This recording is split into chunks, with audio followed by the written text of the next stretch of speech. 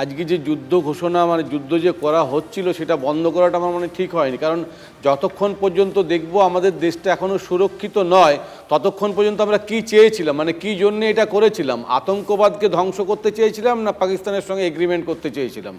আমি বলছি যে রাজনৈতিক কচকচানি, মানে আমি বর্ডারটা বনগাটা ঠিকমতো আছে কিনা, বিএসএফ সুরক্ষা দিচ্ছে কিনা, আমি এইসবে যাচ্ছি না, এইসব তর্কতে আমি যাচ্ছি না। যদি মনে হয় একটা স্টেট সে ঠিকমতো ডিউটি পালন করছে না, তার কনস্টিটিউশনাল যে দায়িত্বগুলো আছে সেগুলো দায়িত্ব ঠিকমতো পালন করছে না, এক্সটার্নাল অ্যাগ্রেশন যদি আমাদের কাছে আসছে, আমাদের যদি ইন্টারনাল সিকিউরিটিটা ঠিকমতো নেই, তার জন্য 356 আছে, তাহলে সেইগুলো যদি মনে হয় যে করতে হবে, সেই নিয়ে তো কথা হচ্ছে না। তাহলে আমি আমি আমি যখন বলবো সত্যি সত্যি যদি আমাদের রাজ্যটা সেরকম একটা জায়গায় যায়, তাহলে দেশের সুরক্ষার জন্যে তৃণমূল করি বা কংগ্রেস করি বা সিপিএম করি, সব থেকে আগে সুরক্ষাটা, তাহলে সেই নিয়ে কেন আলোচনা হবে না?